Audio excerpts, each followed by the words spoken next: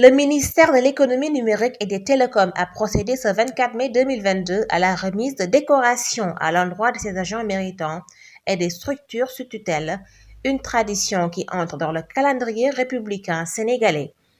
Chers récipiendaires, vous avez rendu service à votre nation. Elle vous rend hommage en guise de gratitude pour l'excellent travail que vous n'avez cessé de réaliser au service de tout le peuple sénégalais. Pour paraphraser Albert Einstein, l'exemple n'est pas une leçon d'enseigner, c'est la seule façon d'enseigner qui est l'exemple. Ces 39 distinctions dans les différents ordres nationaux, l'hommage marque assurément la valorisation de ce capital humain par la consécration de tant d'efforts des personnels du secteur du numérique qui ont œuvré au quotidien pour les grandes réalisations de notre ministère, ainsi que le secteur du numérique en faveur du numérique pour que le slogan ou bien la vision du chef de l'État du numérique pour tous et pour tous les usages dans un écosystème performant tel qu'énoncé dans la stratégie Sénégal numérique 2025 puisse être une réalité. Permettez-moi de souligner que l'Ordre national du Lion est la plus haute distinction sénégalaise, créée en 1960 sous l'appellation l'Ordre national du Sénégal. Il fut baptisé l'Ordre national du Lion en 1972.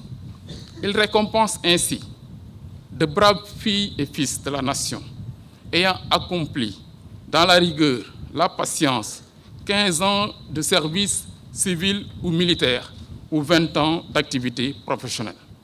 Pour les récipiendaires, c'est un sentiment du devoir accompli reconnu par la plus haute autorité de la nation. Ils ont par ailleurs formulé des recommandations pour un secteur de télécom performant, attractif et épousant nos réalités socioculturelles.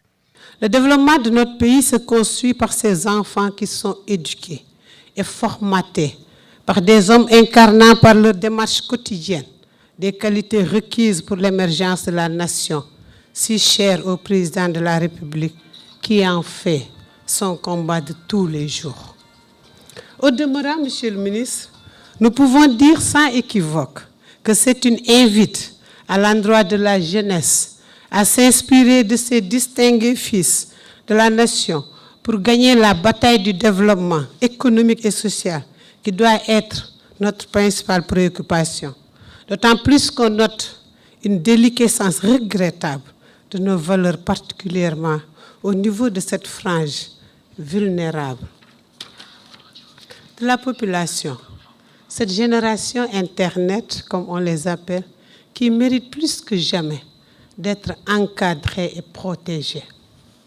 D'où l'importance de la stratégie nationale de cybersécurité qui lutte contre la cybercriminalité, qui régule le cyberespace et protège les populations, ainsi que notre projet de protection des enfants en ligne mis en place depuis 2019. Le chef de l'État a compris l'importance du capital numérique dans la construction d'un Sénégal émergent en phase avec l'évolution scientifique et technologique.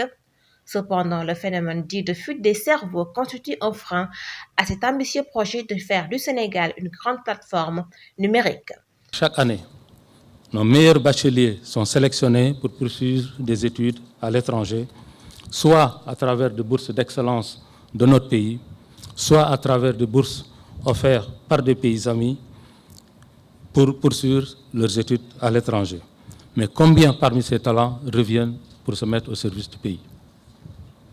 Il me semble indispensable de mettre en place un mécanisme de suivi de ces étudiants pour préparer leur réinsertion dans le milieu professionnel, en tout cas préparer les conditions qui leur permettront d'éclore leur talent et de mettre en place des startups qui pourront permettre à l'écosystème numérique, mais tout aussi à d'autres écosystèmes de se développer et contribuer au développement de notre pays. Accentuer la formation et la sensibilisation dans ce secteur devient alors un impératif pour l'atteinte des objectifs fixés à l'horizon 2025.